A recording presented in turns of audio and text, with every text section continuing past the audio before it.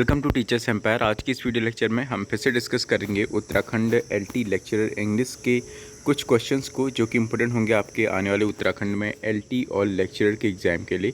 तो चलिए शुरुआत करते हैं हम एलटी और लेक्चरर की प्रिपरेशन की। तो आज का जो फर्स्ट क्वेश्चन है, which of the following writers did not come from the Ireland. ये बेसिक से क्वेश्चन होते हैं जो कि आपका हिस्ट्री ऑफ इंग्लिश लिटरेचर को भी आप इसमें मान सकते हैं कि ये उससे से रिलेटेड होते हैं। आपसे बेसिक अंडरस्टैंडिंग जानना चाह रहा है कि कौन सा राइटर इनमें से आयरलैंड यानी आयरिश नहीं है। W B Yeats, James Joyce, Seamus Heaney या हेनरी जेम्स। इसका जो सही आंसर है ऑप्शन नंबर सी इसका सही आंसर होगा। जो हेनरी जेम्स हैं वो आपके आयरिश राइटर नहीं है। बाकी तीनों writers W B Yeats, James Joyce और सेमस हेनी, ये तीनों राइटर्स आयरिश हैं। हेनरी जेम्स एक ब्रिटिश राइटर है, इस बात को आप ध्यान रखेंगे। नेक्स्ट क्वेश्चन है, बेसिक ऑफ इंग्लिश हिस्ट्री से क्वेश्चन है, who succeeded Elizabeth first, Mary queen of Scots, Charles first, James first या एडवर्ड सिक्स। इसका सही आंसर है option number C, James first ने एलिजाबेथ फर्स्ट को सक्सीड किया था। नेक्स्ट क्वेश्चन है, which poet could be described as part of the movement of 1950s। Thomas Gunn, Dylan Thomas, Philip Larkin या both A and B, A and C. इसका सही answer होगा थॉम gun और जो फिलिप लार्किन है ये दोनों 1950s के मूवमेंट से रिलेटेड हैं।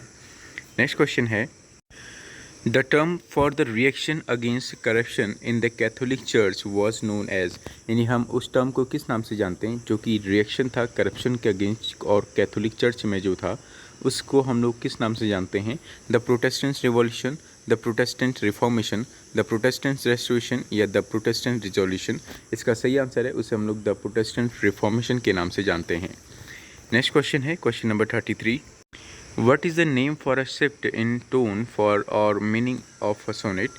ऑक्टेव, वोल्टा, iambic pentameter या टर्सेट। इसका सही आंसर है option number D, shift in tone को हम लोग टर्सेट के नाम से जानते हैं। जैसे ही हम लोग एक लाइन से दूसरी लाइन में हम लोग टोन का शिफ्ट करते हैं तो हम लोग उसको टर्सेट बोलते हैं। नेक्स्ट क्वेश्चन है, in what language did Shakespeare write. Middle English, Elizabethan English, Old English या मॉडर्न इंग्लिश। सही आंसर है option number D, Modern English में विलियम शेक्सपियर लिखा करते थे। नेक्स्ट क्वेश्चन है, in 1633 Milton wrote a masque, what is the name of that masque. Il Penseroso, Lycidas, Comus या the Masque of Blackness. सही answer है option number C, Comus नाम का मास्क मिल्टन ने लिखा था। नेक्स्ट क्वेश्चन है, Milton thou shouldst be living at this hour, England hath need of thee indeed, but who was it summoning his ghost. यानी ये आपसे कह रहा है कि ये लाइन्स बेसिकली किसने कही है।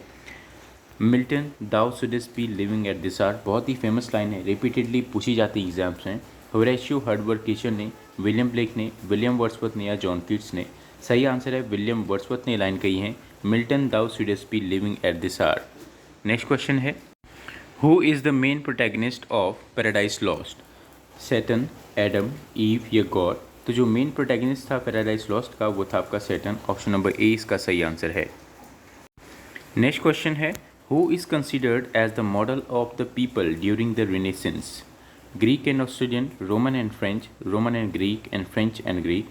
इसका सही आंसर है option number C, Roman and Greek को लोग उस समय एक मॉडल कंसीडर करते थे। किसे, रोमन एंड ग्रीक्स को, रिनेसेंस के टाइम पे, पुनर्जागरण काल के समय पे। नेक्स्ट क्वेश्चन है, who lost the most power during the renaissance.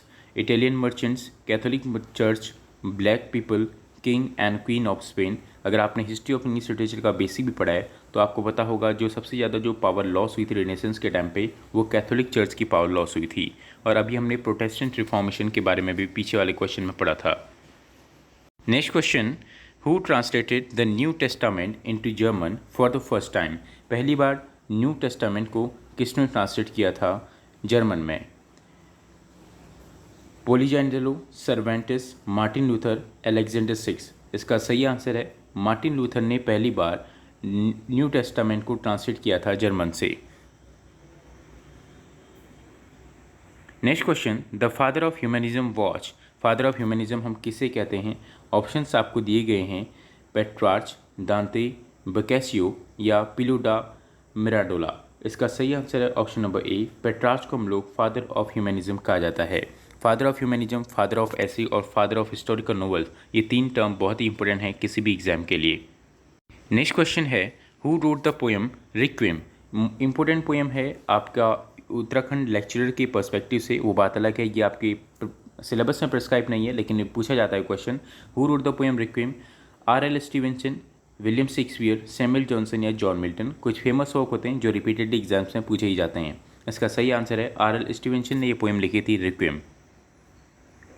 Who is the first great English critic poet? इनमें से कौन सा वो पोएट है जो कि first great English critic poet माना जाता है? Shakespeare, Arnold, Sir Philip Sidney, Chaucer.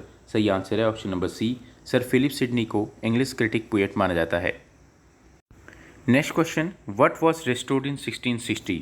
The monarchy in the person of Charles second, the dominions of the Tory party, the book at common prayer, toleration of religious dissidents. ये answer आप सभी को पता होगा कि 1660 में क्या होता? रेस्टोरेशन ऑफ चार्ल्स सेकंड होता है। तो इसका सही आंसर होगा option number A. Next question, ये आपकी बेसिक टर्मोलॉजी से क्वेश्चन है। With the forbidden theme of incest, murder, necrophilia, atheism and torments of sexual desire, Horace Walpole's Castle of Otranto created which literary genre? The revenge tragedy, the gothic romance, the epistolary novel या the mystery play. तो आपको ये ध्यान में आया होगा कि Horace वॉलपोले का जो कैसल ऑफ ओट्रेंटो है वो क्या है? एक गॉथिक रोमांस है। तो इसलिए ऑप्शन नंबर बी इसका सही आंसर होगा। नेक्स्ट क्वेश्चन है, John Donne is in some sense the originator of metaphysical poetry, but who is the most closely associated with the founding of new classical poetry? William Wordsworth, Alexander Pope, Ben Jonson या George Herbert. New classical poetry से Ben Jonson का नाम जोड़ा जाता है। Next question है, Charles second was also known as Longshanks, the Black Prince, the Hammer of the Scott, the Mary monarch. Option number D इसका सही आंसर है, द मैरी मोनार्च के नाम से चार्ल्स सेकंड को जाना जाता है। अलेक्जेंडर पोप, जो कि आपके लेक्चरर और एलटी दोनों में ही इंपॉर्टेंट होते हैं। Pope made money by selling subscriptions to this translation of this classical epic.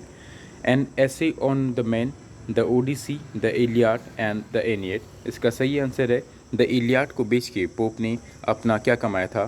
थोड़ा बहुत मनी उन्होंने कमाई थी। नेक्स्ट क्वेश्चन है, what mock epic begins, what dire offence from amorous causes springs, what mighty contests rise from tribal things.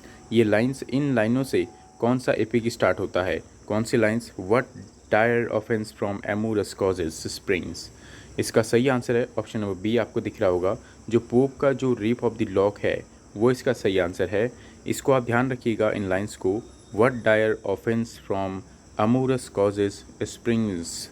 जो Pope का rape of the lock ये है कि आप मुझे इसका जर्नल बताएंगे कमेंट बॉक्स में। और बाकी भी जो इम्पोर्टेंट वर्क्स हैं सारे आप इन्हें ध्यान रखिएगा, जैसे मैकफ्लेकोनिक इसका वर्क है, जॉन ड्राइडन का वर्क है। ऐसे ही आपका पोप का कौन सा वर्क है? The rape of the lock है। पोप ने द डंसियार्ड भी लिखा है, ड्राइडन ने एप्सलम एंड एचटोपर लिखा है। ये सारे ही इंपॉर्टेंट वर्क हैं आपके एग्जाम के पॉइंट ऑफ व्यू से। नेक्स्ट क्वेश्चन है, who road reader I married him? ये पोएम किसने लिखी थी? ऑप्शंस आपको दिए गए, Jane Austen, Charlotte Bronte, Edith व्रैटन और इमिली Bronte.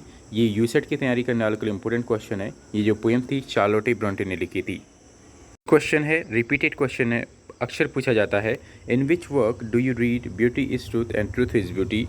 Adonis, Bright Star, Ode on a Grecian और ला बिली डेम्सन्स मर्सी। इसका सही आंसर ऑप्शन नंबर सी। ये लाइन्स जो हैं ये odd on a Grecian earn की लाइन है। ये सभी पोएम इंपॉर्टेंट हैं। अगर आपको अगर आप सर्च कर सकते हैं या अगर आपको याद हो तो आप इन सभी पोएम्स के राइटर के नाम आप मुझे बताएंगे। इसके बाद की वीडियो में मैं आपको खुद भी इनके आंसर बताऊंगा। Adonais, bright Star, Ode on a Grecian और ला बिली डेम्सन्स मर्सी। नेक्स्ट क्वेश्चन है आपका, who wrote I have measured out my life with A coffee spoon? Important question है, बहुत सारे एग्जाम्स में, स्टेट एग्जाम में भी ये पूछा गया है। तो ये लाइन किसने कही है? I have measured out my life with coffee spoon. William Caroline Williams, T S. Eliot, Ernest Hemingway या हार्ट क्रेन। सही आंसर है इसका टी.एस. इलियट। मेरी एक रिक्वेस्ट है, अगर आपको वीडियो पसंद आ रही है, अगर आपको लग रहा है कि ऑथेंटिक क्वेश्चन है, प्रीवियस ईयर यूसेट, सेट इन एग्जाम्स में पूछे जा चुके हैं, स्पेशली नेट के एग्जाम में, और ये वो क्वेश्चन है जो कि आपके एलटी और लेक्चरर के सिलेबस में मेंशन होते हैं। मैं हर क्वेश्चन को यहाँ पे नहीं करा रहा हूँ, आप भी इस बात को ध्यान रख रहे होंगे।